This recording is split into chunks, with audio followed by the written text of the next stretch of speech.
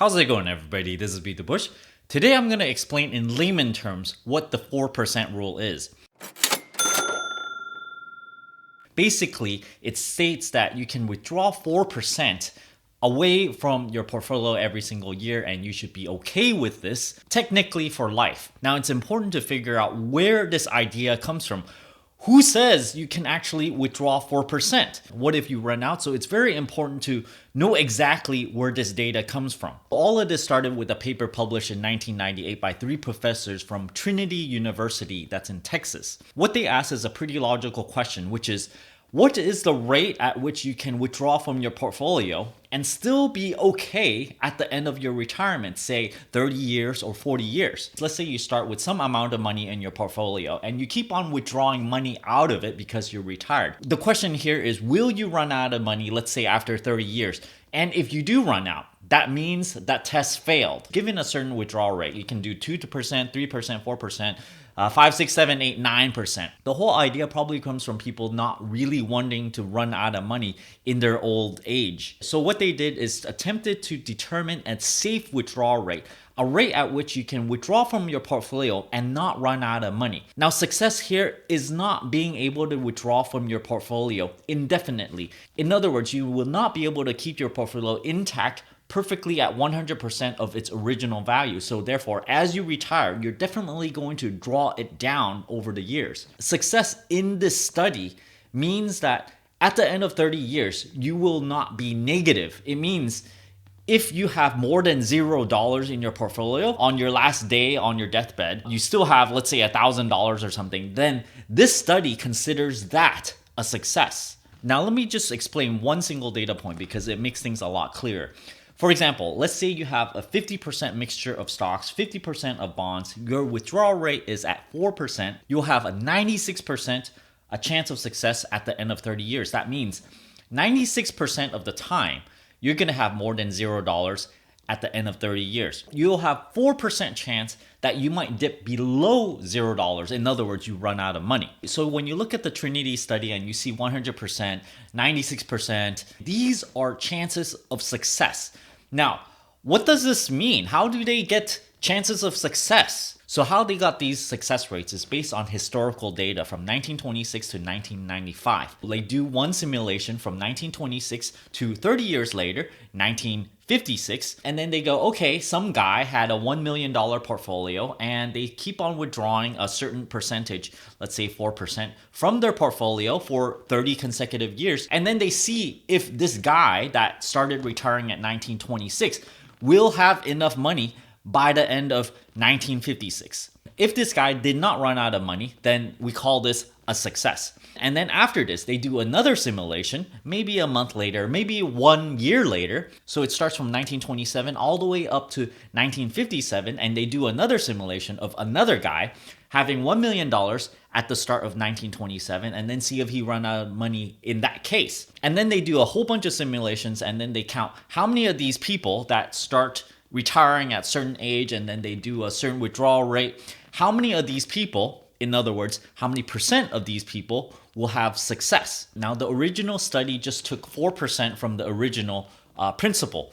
You do not go, okay, I'm going to take 4% out from $1 million, that's $40,000, and then the principal reduced to $960,000. You do not take 4% from that. You take another $40,000 out. So every single year you take $40,000 out. You're not doing 4% of whatever you have left in there. So this is a fine point to consider. Later on, they go, well, you don't really want your quality of life to kind of slowly decrease. So you want to keep up with inflation. So therefore, later on, they go, okay, you withdraw 4% plus the consumer price index adjustment. With this kind of adjustment, you're going to see another set of chart that has another set of success rate, which is slightly lower than before because it's obvious you're going to withdraw more money because you're adjusting to inflation. Therefore, you're going to have a lower chance of success. Now, there's also the 50% stocks and 50% bonds. You might wonder, what kind of stocks are they talking about? What kind of bonds are they talking about? Well, in fact, they did their study for stocks on the S&P 500. And for bonds, they generally did it for long-term, high-grade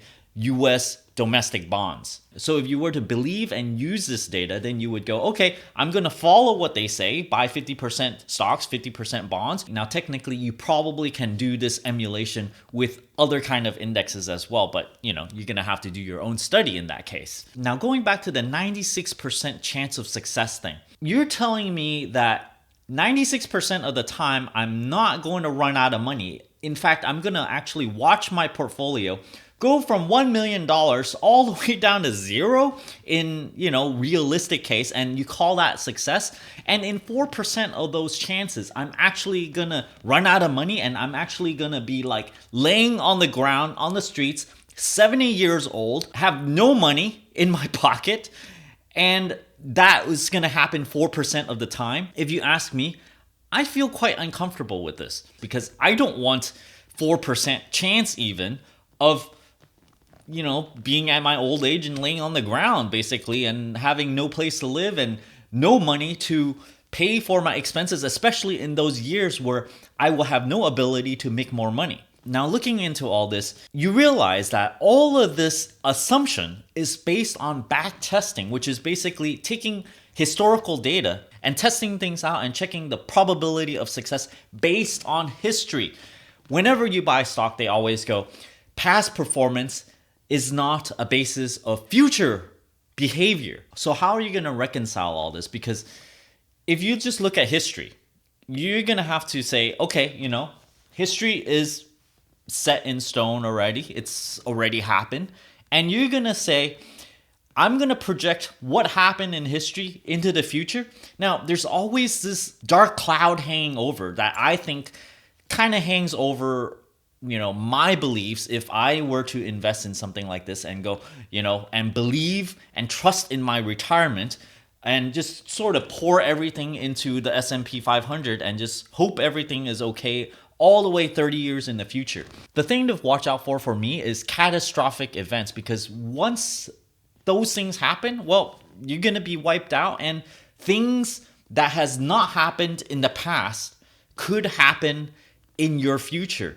So this makes me a little edgy with, this whole assumption that it's a 96% safe withdrawal rate. Even if it's 100% safe withdrawal rate, I do not believe that it's 100%. You're not guaranteed a retirement because something can happen. So just because it says 100%, this is only 100% if you can warp back in time to 1926 or something, and then repeat history. That is 100%. Going forward is not 100%. Another thing to watch out for whenever you use this chart is that you can have $1 million in portfolio and then you can retire just today, and then you go, okay, I'm going to withdraw $40,000, 4% withdrawal rate. I'm going to have a pretty good chance of success. However, if the market crashes within the next few years, you're going to have to withdraw a lot less in your retirement years. All of a sudden, you can only withdraw 3% because if your portfolio nosedives in the earlier parts of your retirement, it's kind of like saying, okay, you retired now with $600,000 rather than $1 million because your portfolio went down so much so early on. So this is a common argument against this safe withdrawal rate. Now, what does the author of this paper say? Is that a lot of people go and take this out of context. Sometimes people would take this 4% rule and not even know that it came from this Trinity study. They would go, oh yeah, 4%. Oh, you're guaranteed that as long as you invest in 50% S&P 500 and 50% US domestic stocks. The whole idea with this paper is it just gives you an indication of the ballpark numbers. If the market tanks, you kind of have to stay flexible. You have to go, okay, yeah, my portfolio went down a bit. I need to withdraw a little bit less. So I'm going to adjust my lifestyle to change so that I do not withdraw as much from the portfolio so that it would last longer. So this 4% rule, even if you read 100% success rate, it's not a guarantee.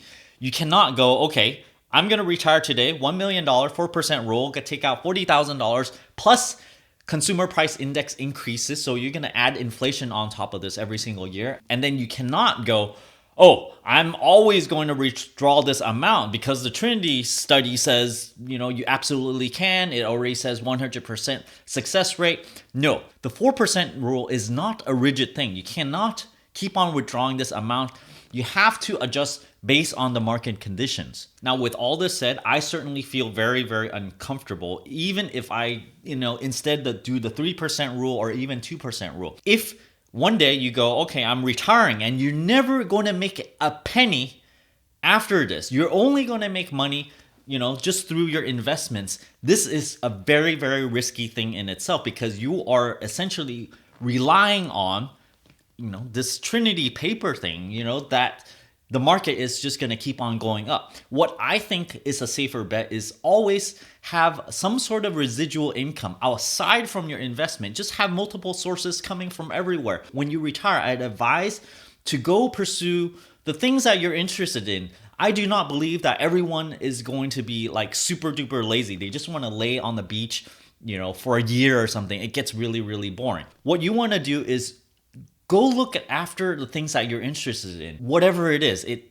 does not have to make any money at first, but have an eye for whatever that you do. Try to monetize it a little bit. As you retire the first year, second year, maybe you make $0, but as you work on it, you're likely gonna get better. So I feel like that is a much better guarantee. So even if you have enough money to retire right now, I feel like you still should pursue those little side projects that you do not consider work. When you apply yourself in areas that you're interested in, it makes life that much more interesting. And it sort of gives you an insurance plan against this 4% rule failing. To me, I feel like you can only vacation for so long before you come back home and you go, you know what, there should be other things to do that is interesting that you can make a little bit of money on, and you would not consider it work. I hope this was a great rundown for you guys on what the 4% rule is. I feel like it's very, very important to understand in excruciating detail what this is. This video should be enough so that you don't have to actually go read that paper. Thanks for watching this video. Don't forget to give me a like, comment down below. Let me know if this helps your understanding of the 4% rule. If you're interested in supporting this channel, check out my Audible link down in the video description below where you can get a free audiobook. And if you don't like this audiobook